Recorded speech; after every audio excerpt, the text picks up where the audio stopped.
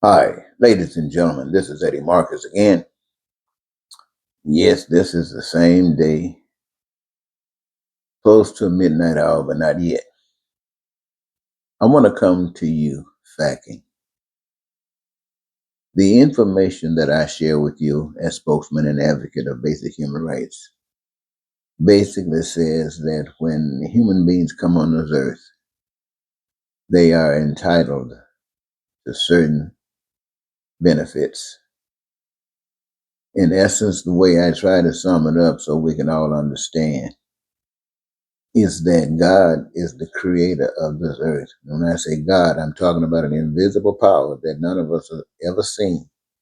All we have is the evidence for which the earth is one, and all of the resources that come with the earth, and all that makes the earth what the earth is from that invisible power.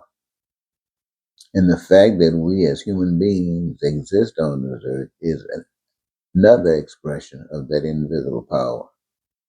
And the things that are common amongst us tells each of us that we have a connection one with the other.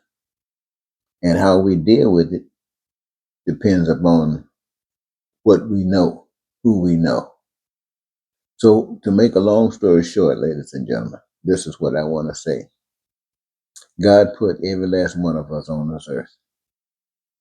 And God, being God, prepared for us that our needs and our wants and our desires are met.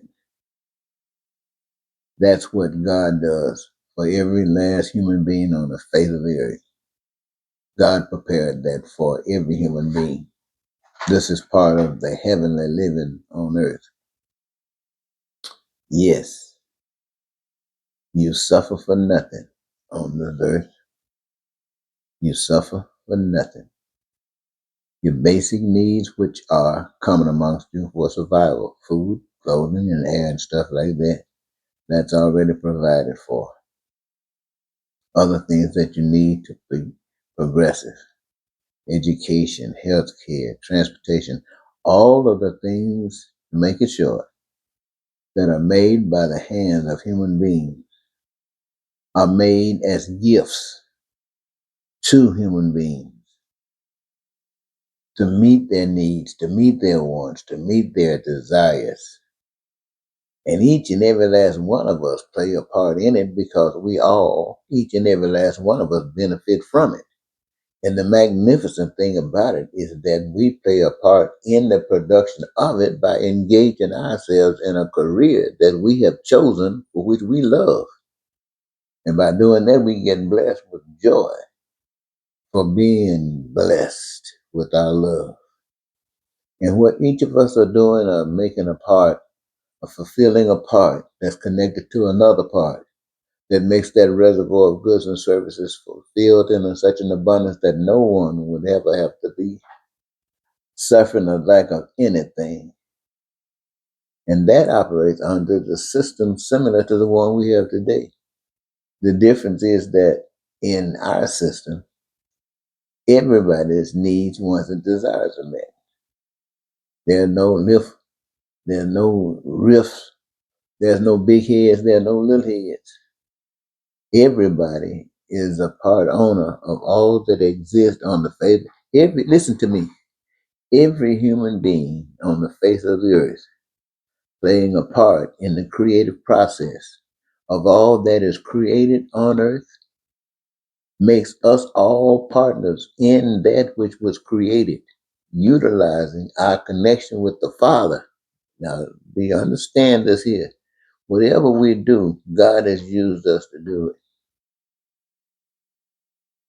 And we allowed God to do it. Why? Because we were one with God. In other words, God loved us, and for some strange reason, after a long time, we finally loved ourselves. And the result of it is there's no need to lie, there's no need to cheat, there's no need to be a hater, there's no need to be a racist, except to do all those things that it does. cause pain, cause suffering, cause crime, cause violence, and it makes some people super rich, so they've got power over those who don't have anything. They control them and manipulate them. Ooh, ladies and gentlemen, if you knew the markets and how people are used and abused under the name of money, under the name of trying to survive, ooh wee, I just wouldn't put that on this tape. But whatever you can imagine that human beings would do, they're doing it. And it's all in the name of survival. It's all in the name of ignorance. It's all in the name of being lost.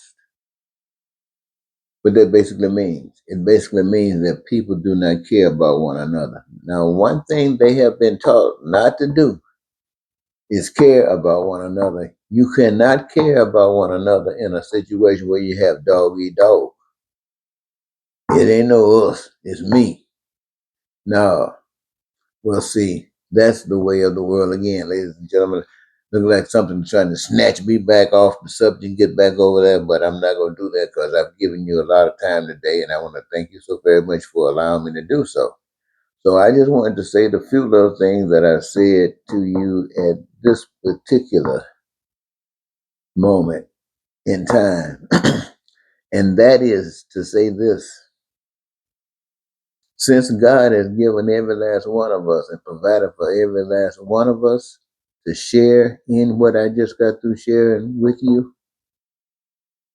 the only thing that's stopping us from enjoying and experiencing what God has provided for us is we ourselves. We are the ones that's stopping it.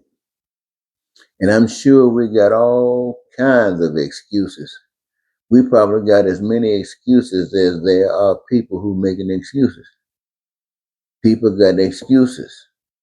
They pray and ask God for blessings, and God has provided the blessings. They have to choose it. They won't choose it, and they keep praying like they're expecting it to just happen. Well,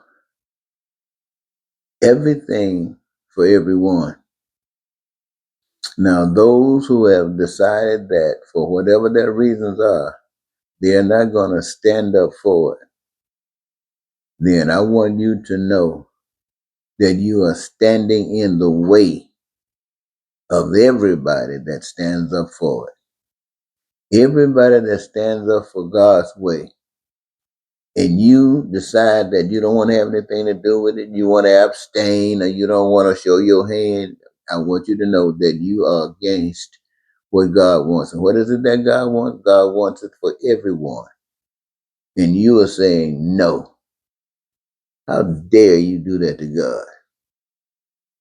Well, anyway, what I want to do is this. I want you to know that you can do what you want to do.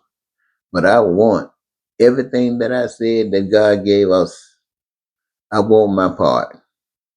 And I need you to get out of the way so I can get it. And so what I'm going to do is I'm asking, is there anyone amongst you who are legally savvy, who could take a case, this particular case, my right as a child of God, to be able to experience what God has prepared for each and every last one of us? And it is a legitimate claim because it's not putting me over another or another under or over me. But it's the same benefit that each and every last one of us are entitled to. And each and every last one of us can experience if we, for whatever the thing, whatever the fear that keeps us from is removed. And we did. That would be us. That would be great. But in spite of that, since it's just me, I need you to get out of the way.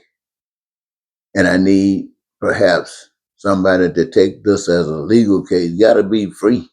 I ain't got no money. And let's stand up for what God wants for each and every last one of us. Is there anybody bold enough to do that? I mean, I'm bold enough to stand up and tell the world that God has prepared for every last one of us to live like we're in heaven.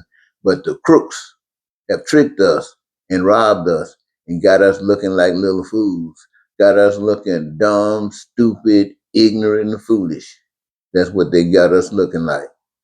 And we are accepting it because we know that if we wake up, they got something that we don't want to happen to us. So we keep our tails between our legs and our head bent. But you're in my way. So is there anyone that could take this case?